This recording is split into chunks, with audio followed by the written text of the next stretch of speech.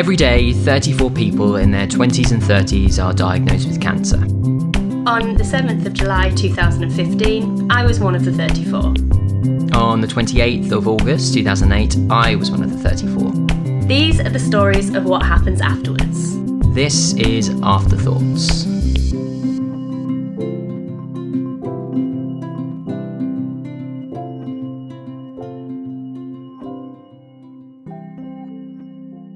Hello and welcome to AfterThoughts. Welcome back.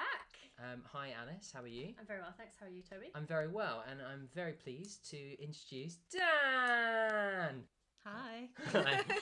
That's such a big intro, Sorry, Toby. that's a bit too much, isn't Just it? intense eye contact. I know. I didn't need to stare into your soul whilst I was doing it. It's lovely. How are you, Dan? Yeah, good, thank you. Wonderful. Well, welcome to AfterThoughts. We're very glad to have you here. Yeah, Alice. Any news with you? Christmas No, around the corner. it's very nearly Christmas. Yeah. It's Christmas Eve. Is today. That's not a thing? That's the thing. Everyone says it. Really? Yeah. Really? What's the Eve before Christmas Eve, Toby? It's definitely a thing. I know, but then you could just get stuck into like a constant, like continual thing with that of going. Well, actually, yesterday was Christmas Eve's Eve. Where do we stop? I think just stop at Christmas Eve. It's just, I've come across like such, Oh my God, such a Grinch, Grinch. haven't I? Yeah. I'm fine with that. That's okay. There we are. Afterthoughts is a series of podcasts with 7 storytellers telling us their stories of their experience of having cancer at a young age. And today we have Dan. Before Dan, we get started into all of the stories though, we like to get to know the human before the cancer. And so we have some quick fire questions for you, which will just reveal who you are. Oh no. Yeah. Don't worry, don't panic. It's going to be fine. I hate quick fire Panic, questions. panic. Uh-oh. These are the 7 questions that we give. Are they 7? Don't know. Just making that up. But we give the same questions to There's 7. everybody. Okay, so Alice, over I to shall you. begin. First of all, we want to hear what your preferred pronouns are, please. They, them. Dan, who do people say that you look like?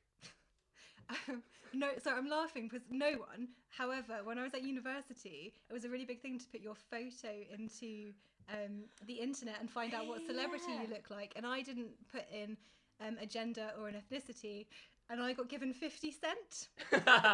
So 50 cent, obviously. That is brilliant. I can totally see it. What was your first pet? Sea monkeys. Are they a Ooh, pet? That's a Sea good monkeys. one. Yeah. Tell me more about sea monkeys. What do they do? Nothing. Oh, They okay. you just grow them in water. Right. They are real. I think they're bacteria or something, aren't they? Yeah. Ugh. Well, great. Where do you say you are from? Near London. Fair enough. Yeah. And what is your favourite soup? What a ridiculous question. I don't know. I have never thought about it before. Think now. Winter vegetable. Yes, Oh. correct. Good answer. I've just had it. It's I the only say one I can think correct. of. Yeah. 3 words that you would use to describe yourself.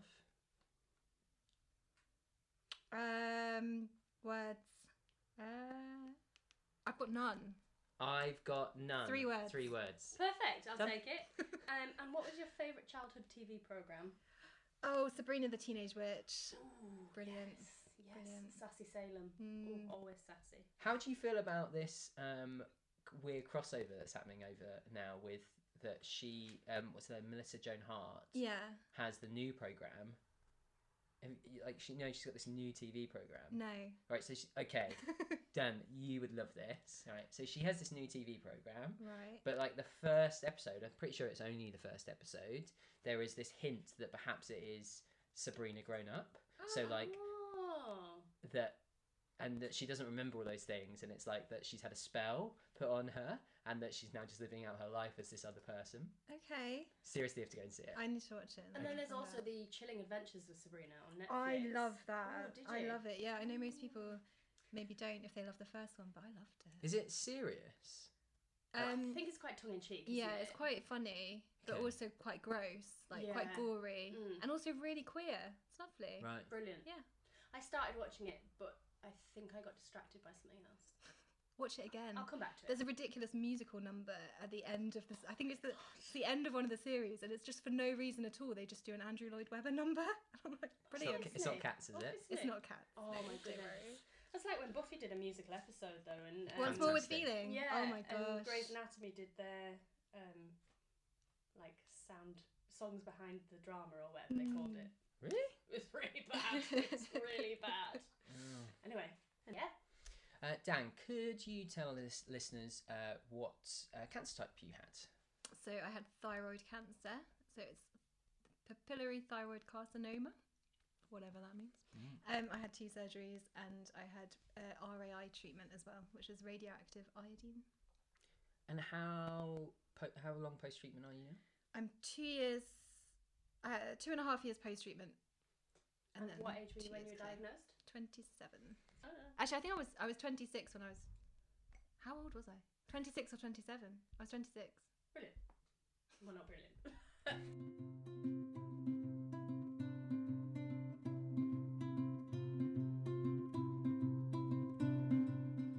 So, stepping beyond the kind of comfort blanket of the hospital or your treatment, you get the kind of freedom that comes with that, but lots of people also find that can be quite a scary or different or difficult time that they are experiencing. So we'd really love to hear a story from you about beyond treatment or like leaving the hospital, anything like that. Sure. So this all happened when I went back for my scans. So I had radioactive iodine treatment. I had to wait 6 months, and then I had to go back and find out how that treatment had worked. And in order to do that, I had to go on a low iodine diet, which is 2 weeks. I can't really remember it now. I've blocked it out, but it's effectively just boring food. You can't go to a restaurant, you can't like have any pre-made stuff. You have to make sure nothing you eat has iodine in it. And then you go back to the hospital, you do 2 injections, and then you do another radioactive injection, and then you have a scan. So it's a very long-winded process, but you have to cut out dairy. And normally that would be fine. Like, I'm vegan half the week, I would say, so it's not too much of a problem. But the minute I went on the low iodine diet, all I wanted to do was eat a Colin the Caterpillar cake. Like, very specifically, not a knockoff. It had to be Colin. I don't know why, but that's all I craved. So for 2 weeks, that's all I wanted. And I got to the 3rd day at the hospital, and I had my radioactive injection. Had to wait a couple of hours, and then I had a 2.5-hour PET scan.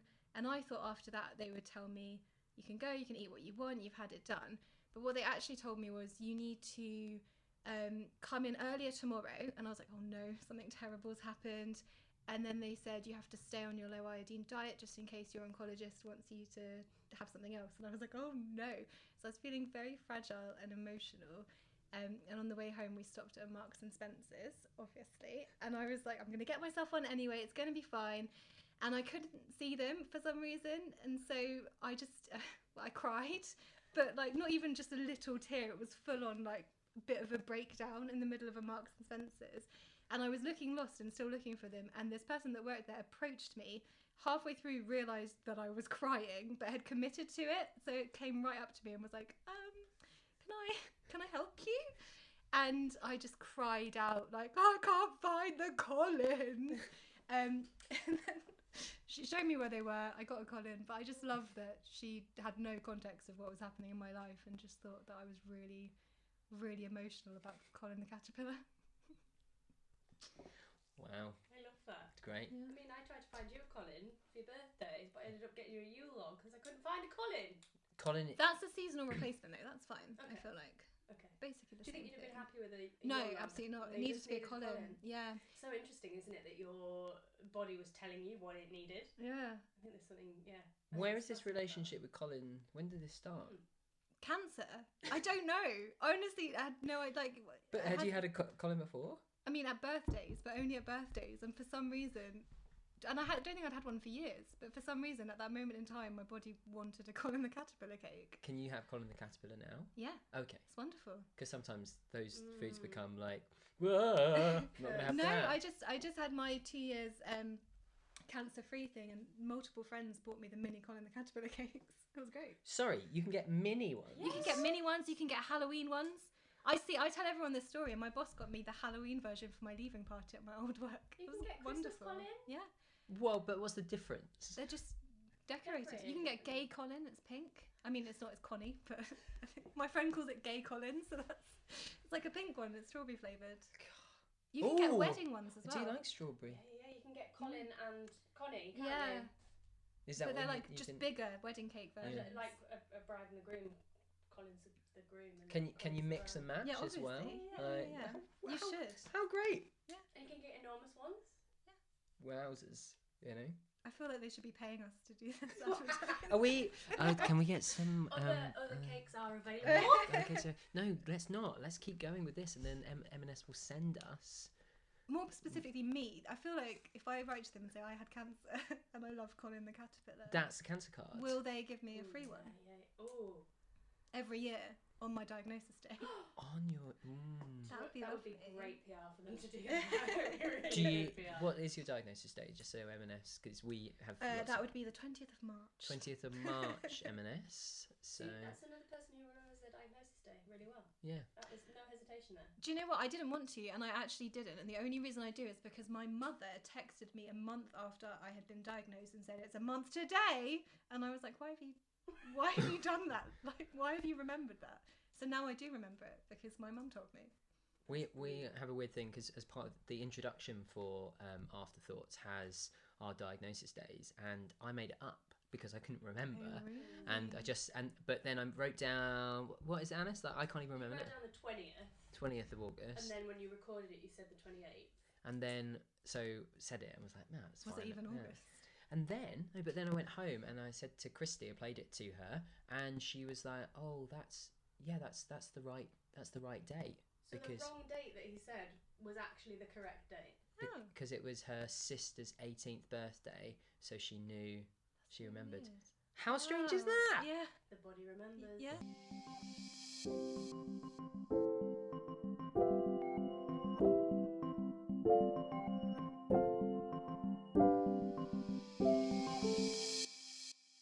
Thank you very much, Dan. So the next topic is invisible impact. So we know cancer can have a lot of impacts and influences on people's lives, and we're interested in some stories that make visible perhaps some of those invisible impacts. Have you got a story for us? I think so. It's quite a boring one. It's not. I feel like an anecdote is a better word. So essentially, I was talking to my friend a little while ago. So this is very much post-cancer. This is like 2 years post-cancer, and I had been really fatigued, like really the tiredest I think I've ever been since treatment. And I was to the point where I was worried about it, and I was feeling a bit like I don't quite know if this is going to end and what I'm going to do. And I was talking to my friend about it.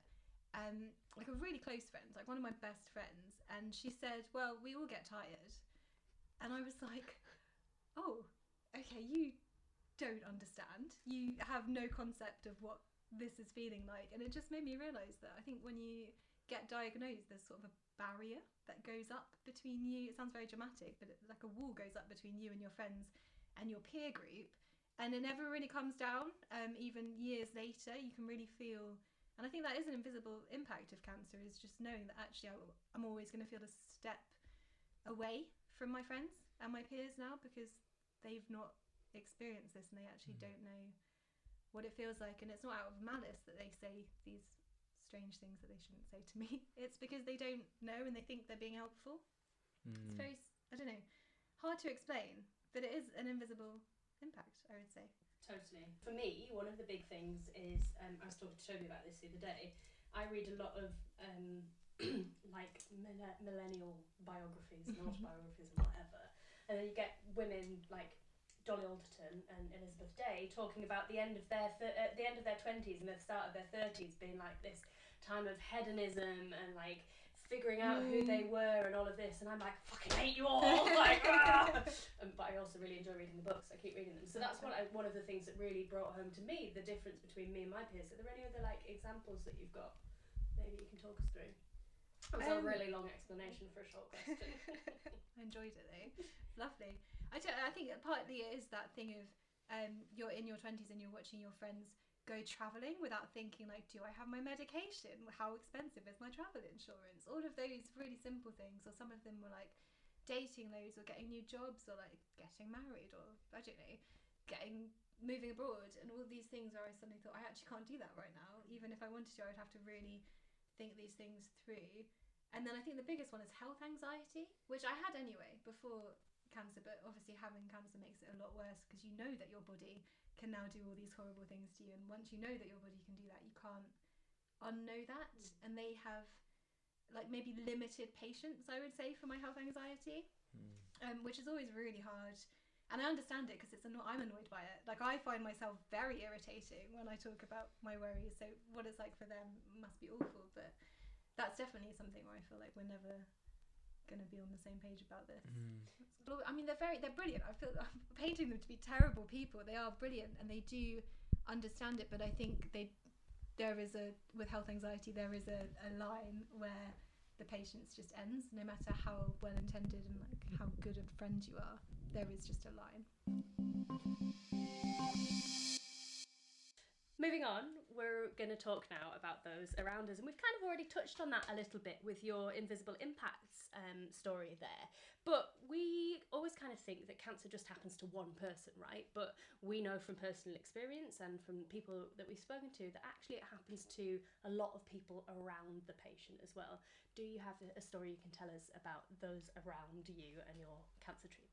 I think it's more, so I find it very interesting how people react to cancer and what they think they should say and what they think you will find helpful, or maybe what they've heard other people say, so they just repeat it. And pretty much universally, I would say this is what happened when I told people I had cancer. So I would be like, hello, I have cancer now. And they would just immediately go, you've got this, you can do this, take it one step at a time, keep going, just don't think about it. Like, constantly telling me, just don't think about it, just do it, you're strong, all those things, just over and over and over again. And even if I went to be like, I'm a little bit, oh no, you're not sad, you're going to be strong, you're going to get through it. And then when I suddenly said, oh, I don't have cancer anymore, they then were like, well, that's it, well done, like, the end, you don't have to think about it anymore, don't dwell on it, like, move on with your life, just carry on going. And I just think, at what point was I ever allowed to just go, oh, I have cancer, I'm allowed to be quite stressed and quite sad and quite worried that I have cancer? And I feel like at no point did anyone ever just let me breathe into that and really just really experience it. And I think it's probably coming from them not wanting you to feel that. But actually, the way it comes across is you sort of stunts how you think about it. And actually, the year after I had it, when I didn't have it anymore, I really struggled, and I actually was way more impacted that year than I was the year I did have cancer. So I think I don't really cry very often, other than over Colin the Caterpillars, obviously. Like, I'm not a particularly emotional person, and I think I cried for like 2 seconds when they diagnosed me, and that was out of pure shock than it was anything else, and that was kind of it. And then the year later, when I realised, oh, it's exactly a year today that I was diagnosed, I just lost it. Like, I think I was at work and I completely broke down. I was like crying my eyes out, didn't know why, couldn't explain why. And then from then on, I was really, every day I would wake up and I would be like, oh, I just had cancer. And it was just really strange. I just kept thinking about it, and I kept getting upset about it, and I don't often get upset. I mean, I think everyone has their own, we all know someone who's had cancer. We probably also all know someone that has died of cancer. So I think it's a very weighted word to tell someone that you have, but also they immediately think of that person. So the amount of people that would start talking about like hair loss to me when I never had chemo, I was never going to have chemo, that wasn't in the treatment plan. And it's just so interesting that they just automatically start giving you tips on that, and you're like, oh, sorry, like, thank you, but this isn't going to apply in this situation. So I think it is more people just think about their loved one or their person, or they're like, oh, I know someone who had that, they're dead now, or whatever. That it's always that, and it's that awkward thing of how do you interact with someone when they're not thinking about you as a person having cancer, they're thinking about their whoever who had cancer. And I think also the age thing is a huge factor as well, because they're probably not, I mean, I actually did have a friend who had cancer at 24, I think, or they were 25 maybe, so it wasn't completely unheard of for me. So when I got diagnosed, I was like, oh no, I do know that this happens to young people, but a lot of people maybe don't know that as well, and there's that weird thing about, but you're so young. I know, but it doesn't mean. I think friends are, particularly when it's post and that thing of going, especially if you don't look unwell or like they perceive you. Like I really remember my friend telling me, and it was about this thing of going, okay, like move on now, and his phrase was, okay, Toby, just because your body was riddled with cancer. Riddled is the worst word I've ever heard at that point. I was like, riddled? Riddled? You can't say that. But yeah, it was just one of those things. Have you either of you had any like horrible things said to you, like phrases, like things that shouldn't have been said? Do you know what? Not really. I mean, not really. But someone did tell me I was really lucky that I get free prescriptions, and I was just like, so lucky, aren't I? Really, to have had cancer, free prescriptions. So it was worth it. Alice, you had any? Yeah. Yeah. The classic, oh, well, at least you get a free boob job. Oh yeah, because 10 surgeries to get my boob back to what it should have been is great. And I had one friend who was like, wow, you are like really bald. I was like, I didn't realise there was like bold and then really bold. Apparently, she's like, yeah, you are like really, really bald. And I still had eyebrows then, which I don't anymore. R.I.P.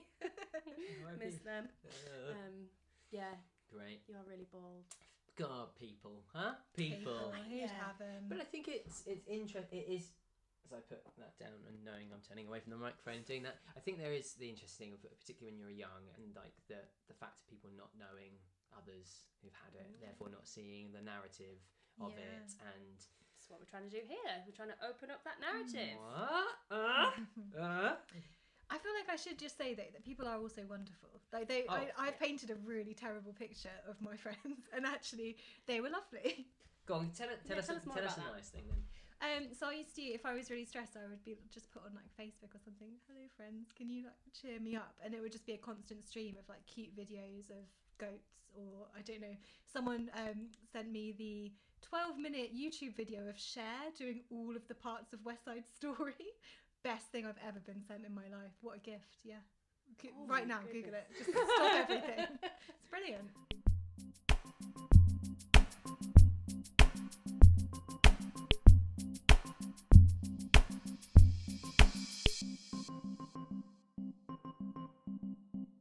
Our next segment is a section we call Gift or Grievance. I keep nearly saying grief or grievance, but it's gift or grievance. So, gift or grievance. So, an opportunity to tell a story about a gift that cancer has given you or a grievance you have with cancer. So, Dan, over to you. Which story would you like to tell us? Grievance, absolutely. So, I will do this through the medium of a celebrity. When I first got diagnosed, I googled celebrity thyroid cancer, obviously, just to see who's had it, you know, what are people saying. And what comes up if you do that is an interview with Sofia Vergara. I don't know how to say her name properly, of Modern Family fame. She's wonderful. Yeah, she had thyroid cancer. And what she said was... No way. Yeah. Also Claire Balding. Yeah, I've got another story about that as well. We'll have that one as well. You can have them both. You can have them both. But Sofia Vergara did this interview, and she said that I'm paraphrasing because I can't remember exactly, but she said the worst thing about having thyroid cancer is that every day you have to wake up and there's an agonizing hour between waking up and being able to have coffee because you take your medication and then you have to wait an hour. And I've never felt more seen by anyone ever. That is absolutely the worst thing about having thyroid cancer. You can't just wake up and like eat or have coffee. You have to wait. And if you take other medication, you then have to wait even longer because you have to separate that out. So you could wait like 3 hours before you can have coffee in the morning. Do you still have to take the medication? Every single day for the rest of my life. For the rest of your life. And like I'm lucky enough to say that could be, you know, a fair amount of time. That could be quite long. And I find it so irritating. Like sometimes I wake up and I'm like, I'm not doing it today. I'm not going to have my medication. But what happens is like I can't function as a human. So it doesn't last very long. But you can't eat or drink before you take it. And then you have to wait an hour at least. It's so annoying. It's so annoying. no idea at all what happens. But is there an option to like take it at like 2 o'clock? No, in the morning? you have to do it like right. I don't know why I just shouted no.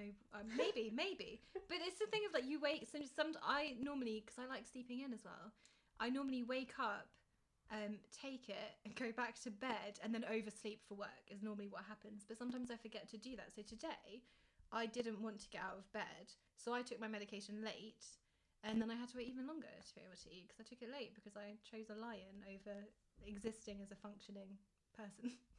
So what happens if you do eat? I think it just doesn't digest it properly, but you don't want to be tired, so you kind of just listen to them and just like, you know. The medical professional. Trust Yeah, Yeah. we should probably listen to them sometimes.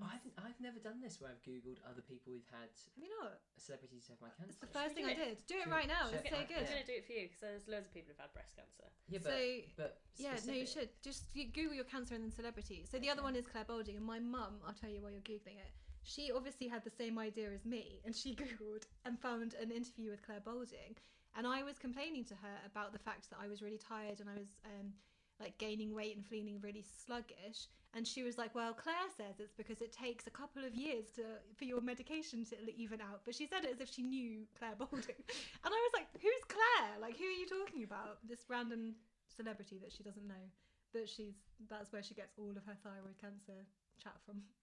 Good on Claire. I know, thanks Claire. What have you got, Alice? Hodgkin's. Oh, I didn't. I did triple negative breast Oh, okay, cancer. I'll do mine then. Okay. That's about right. Chiara? No, that's not the celebrity. That's just a random. Oh. They don't like. Nobody talks about triple negative because. Oh, Jesus Christ! 6 celebrities who have battled Oh lymphoma. no. I like that that's a lymphoma website as well. That's not even 13 famous survivors of Hodgkin's lymphoma. Ranker. Do you know what's incredibly annoying? Just opened an article. What celebrities have or have had breast cancer? Number 1, Angelina Jolie. She hasn't had breast cancer. She has the BRCA mutation, which means she's more likely to develop breast cancer. But she's number 1 on the list. Isn't that silly? Yeah. Would you like the list? Yeah, go on. Okay, so I did remember this one actually. Michael C. Hall, I don't know who that is. Dexter. And oh my god, did you see Lazarus? Holy smokes. He was in Lazarus, which is the musical of it's David Bowie's musical. Yeah. And he was phenomenal. Incredible. Amazing. Like all of the superlatives. He was brilliant. Very much recommended it. I'm gonna run through Yes, the carry on. As you were. Michael C. Hall. I still don't know who he is. Okay. Dexter. Joey Ramone. Don't know who Joey. Off of the Ramones. Yes. I presume so. Martin Fry. Don't know who that is. No idea. Dick Gregory. Good name, but don't know who it is. DJ Qualls. Nope. Never. Anthony Rizzo. Nope. Don't know. Barry Watson. Are they getting less famous as we go? Because I don't think we've Ethan Zone. I do know. I've met Ethan. No, I've not met Ethan. I've spoken. Delta Goodrum. Oh, I know who that is. Delta I Goodrum. remember when she had it. We probably shouldn't be so excited that No. they're just like Sorry, us. They've had Delta. cancer too. Don't know that. Don't know that. Tessa James. Don't know that. No. No. I mean, so the top person with a Hodgkin's lymphoma, Delta Goodrum. Yeah, I mean, I once thought that me and Delta were going to be together forever. So now, when I meet her, yeah, you can tell her. I can tell her. Kylie Minogue is the obvious Yeah, breast one, Kylie.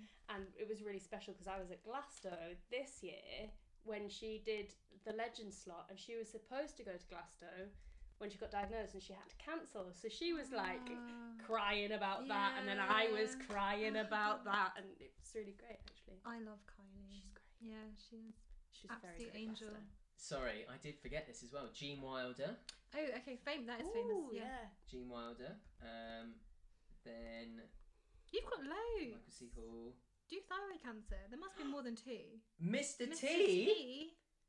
Mr. T's story with Ah. T-cell lymphoma. I mean, these are not Hodgkin's lymphoma.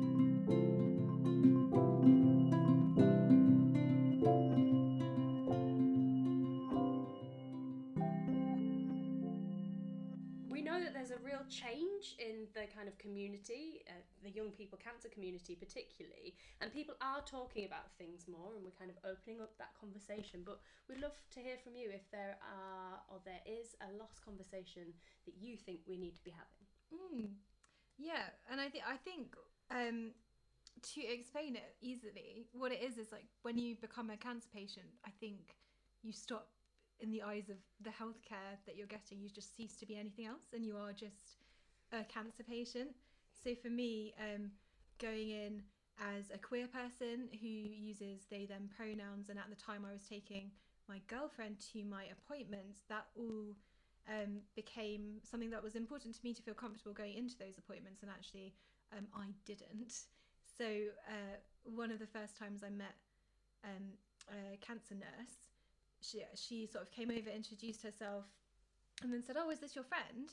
And I said, "No, this is my girlfriend." And she sort of went, "Oh, sorry, you're what?" And I was like, "This is my girlfriend." And then she physically took a step backwards from us, like a literal step backwards from us, and just the face was somewhere between confused and disgusted. It was a really horrible moment. And then she was like, "Oh, okay, well, did you want to talk to me then?" And actually what was supposed to happen was she had phoned me and said, should we have a meeting? It would be great to sit down and talk to you about how you're feeling and all of that. And she suddenly flipped that to, "Did you want to talk to me then?" And I just felt totally uncomfortable, totally, I'd gone from being worried about the fact I had cancer to being worried about the fact that this person was my dedicated cancer nurse. I just felt very uncomfortable. And then at that point, I obviously wasn't going to go, "By the way, can you use they them pronouns for me?" Because that would not have gone well. And I just did not. I wanted to go home, essentially. I didn't want to meet her. I then had a meeting with my oncologist, and it was the first time I was meeting him. And I was really worried about how that would go. And he was fine. He was perfect. He was didn't bat an eyelid about the fact I was "This is my girlfriend." So it's not everybody, but actually I don't think people realise how much of an impact just that has. We shouldn't be worried about homophobia or transphobia or any of that when we go into a cancer appointment. We should just be worried about what we're going to do about our cancer. And I think we don't hear, from my point of view, we don't hear the NHS talking about that enough, or the charities that are adjacent to cancer, so the cancer charities, they don't talk about it enough. And I think us as queer patients talk about it all the time. So it's one of those things that it's a lost conversation, mainly in the professional bodies that are I think a really simple thing would have been, "Hi, this is my name, these are my pronouns." If she'd have done that, I would have gone, "Okay, wow, that feels quite safe. She understands the importance of sharing pronouns. If she's good with that, she's probably fine with who I've bought." That would have been something that would have just immediately, it would have put me at ease. And I think it would put a lot of people at ease, actually.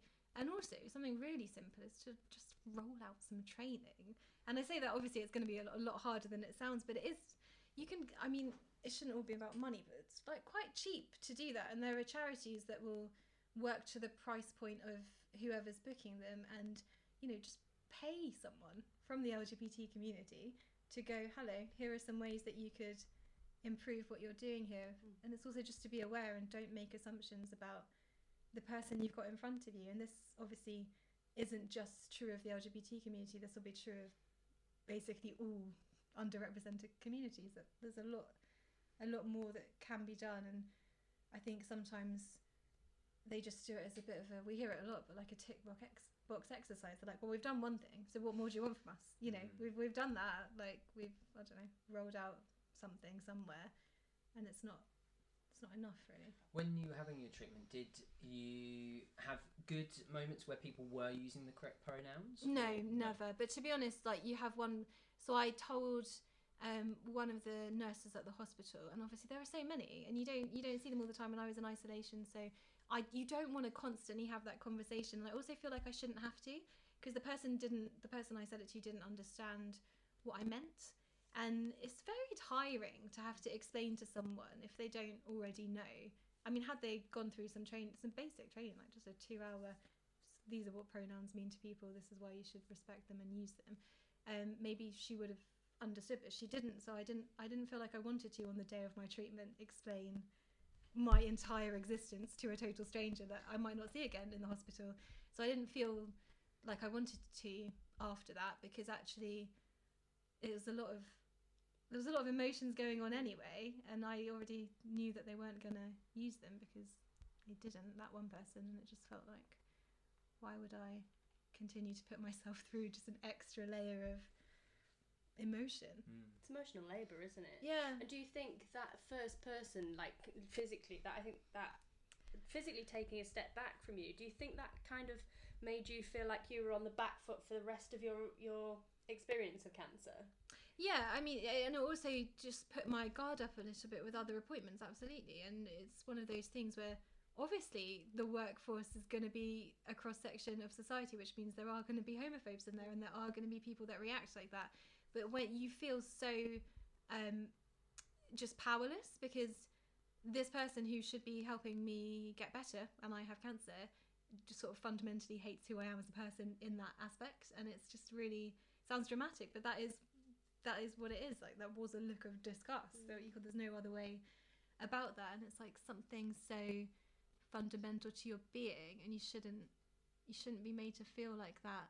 I felt awful. It was a horrible moment. And then I think my mind was on that when I went into my meeting with my oncologist, and obviously I didn't want it to be, but that did affect that meeting as well, because all I was thinking about was how uncomfortable I was about that interaction.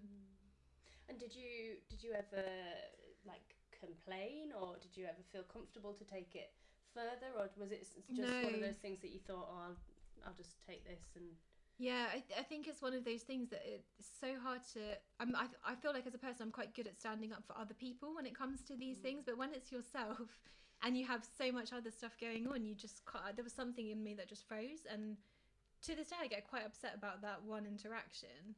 And I still haven't done anything about it. I've not like written in a letter or made that complaint, because it's just so uncomfortable, and it's quite hard to do that, advocating for yourself. Absolutely, yeah. Especially when cancer's in the mix. I think it's hard enough anyway, but when cancer's in the mix, it gets so emotional and so stressful, and I don't want to put myself back in that place, because I don't want to have to think about all of the other things that went with cancer. And especially I think when you're having to advocate for yourself for someone who should be advocating for you. Yeah. That's like, it's just brick wall scenario, isn't it? And I can imagine how unsettled that must have made you feel. Unsettled seems like a small word, but yeah. And then there's an extra layer of as well, you might be going in as an LGBTQ patient who doesn't have your parents on side or your family members on side. And again, so I'm really grateful to my family for really helping me through cancer, but actually they're not, they don't use the right pronouns for me. They're not great with that at all. It took them a very long time to come round to my queerness. I'm not sure in that moment, because my mum wasn't there, but I do wonder, would she have said something to that nurse? And I don't think she would have done. So there's another layer of like, who, if you're, if they're not, your family and your support network isn't also totally on board, they're not going to advocate for you either. And then it's just another layer of, oh, this is a really tricky situation. And I think it is something that we don't often acknowledge. There's so many things that go into being a queer person who's ill.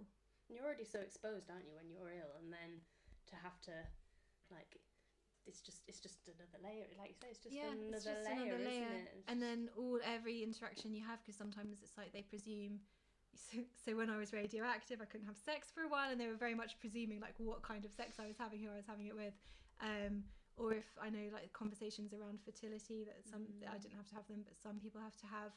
Again, they assume about this person if they don't know, and they just need to stop. I think making assumptions about the person that, like I said, the person they've got in front of them. It's even things like we were talking to Brad before about about fertility, about depositing sperm, and it was the first time when we were chatting to Brad where I realised actually going into that room completely heterosexual. Like the not set up for his requirements. No, it wasn't set up for his requirements, as he said. But it was like, just interesting, because I was like, oh yeah, like all of those horrifically horrible, icky place, like magazines and things that were there, like all heterosexual. Yeah. Like, and there's no,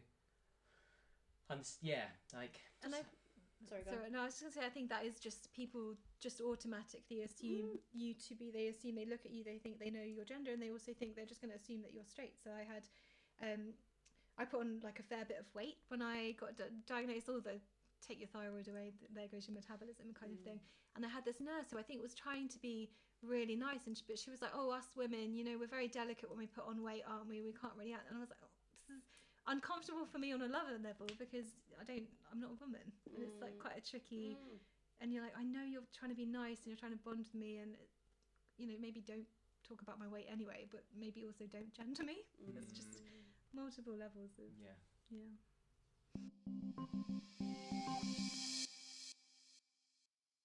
Thank you, Dan, for the story for Lost Conversations. The last section is Don't Laugh. It's around the fact that, like, as young people who have had cancer, like, I think a lot of the time we find that the narrative outside is, like, rightly so, there are a lot of heavy things that are involved in it, but there are also some lighter moments, and I definitely have experienced those. Alice has definitely experienced those, and what we're interested to do is to hear some stories of something that that you would like to share that might have been the lighter side of cancer. Yeah, sure. I think a lot of it is just me finding things funny and other people not really finding things funny. But one of the things that absolutely brings me joy in life is I have a scar from my surgeries that goes like straight across my neck. I like to think of myself as nearly headless Nick. And when it was first happened, it was like quite a large, it had a large bandage on, and then when it came off, it was like very red and very, very visible. And total strangers would go, "Oh, darling, what happened?" And I was like, you don't really know what to say. So I took to telling people that I overcommitted to a Halloween costume, which I found hilarious. And they told me not to be rude. And I was like, I mean, really, what did you expect me to say? And the other really good one with that is just looking them dead in the eye and saying cancer, and just nothing else, just cancer. It just makes them so uncomfortable, which is not funny for them, but it is hilarious for me. Well, I mean, if they will ask impertinent questions, then then they're gonna, exactly, get what coming to them. But I have, because I'm so aware of my scar, I have been like, I really bring it up when I meet people. So I've been dating a fair bit, and whenever I go on a date, it's not for their comfort, it's absolutely for mine. I will, like, at some point just blurt out I had cancer, just so I feel comfortable. On the first date? Yeah. On the first date. I know there's a whole thing about people who are never sure. To me, it's not like a big thing to tell someone. I would tell, like, someone walking past me in the street, I had cancer. Hi. They don't care. So yeah, on a first date, I will normally. I mean, I won't always. But how will you bring it up? I'm probably just like that. Yeah. Really? Just, hi, how are you? Should we get a drink? I had cancer. No. No. There's always a way. There's always a way to casually mention that you've had cancer. I can't think of an example now, but I did it like literally the other day. And okay, how did it go down the other day? Did it go down? Well, this is the thing. So people are like, sometimes they'll take that as permission to then look at my scar, because you can really tell that people aren't looking at it on purpose. And then the minute I say it, they'll just suddenly go, "Oh yeah, no this," and then point to the scar before I didn't say like what type of cancer I had. So I feel like they are just waiting. But it does, sometimes I think they mull it over. So there was somebody who I went on a few dates with, and she'd invited me to her house, and we were just like hanging around, we were chatting, and there was a natural break in conversation, and then she said to me, "Oh, you must be really strong." And I thought that she meant like physically strong. So I was looking at my arms like, "No, this is all fat. Like, there's no muscle here. This is all fat." And she was like, "No, cancer." And it was just such a weird moment that she'd clearly been. So that was like a third or fourth date, not a first date thing. And I told her on the first date. So there was, I don't know how many weeks of her just mulling it over to just randomly bring it up. Put it in her back pocket to bring it out later. Yeah, exactly. And then like 5 minutes later made a move, and I was like, do we really think that that's the mindset I am now in? Like, you've just reminded me for no reason that I had cancer. Like, just really, people are strange. Yeah, You're really saying strange. That's not a good Not good technique. to get it. I would say no. Yeah, No, not okay. one that people should try. I mean, yeah. Do people ever like So when I say, oh, I had breast cancer, people always flick to my boobs. Yeah. Always. What about, I don't think it's don't the get that? same, Yeah, you no. can't Don't look have at your a- blood. No, you can't look at it. X-ray.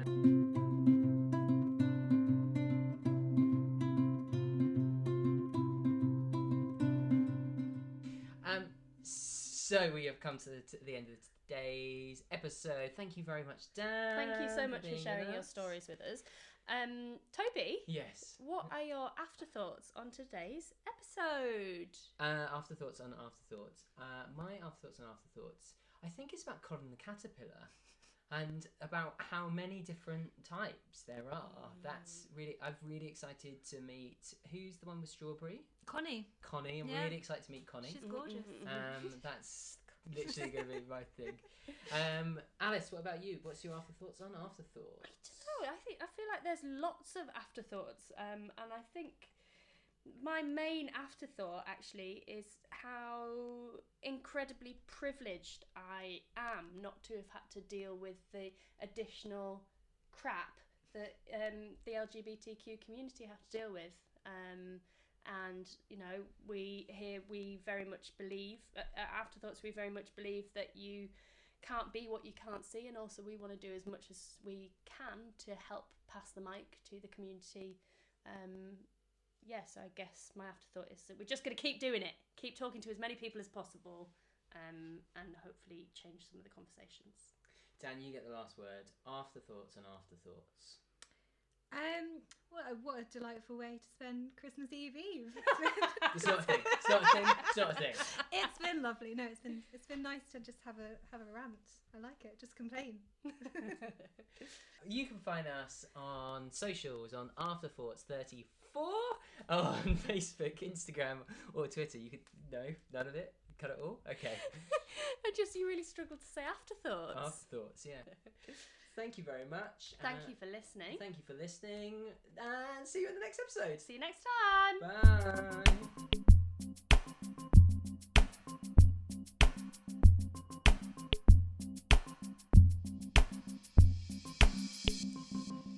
If today's episode of Afterthoughts has sparked any thoughts or feelings that you'd like to speak to somebody about, we would really, really recommend you grabbing a cup of tea with a friend or dropping them a WhatsApp. Or you could speak to our fantastic charity supporters, Trekstock.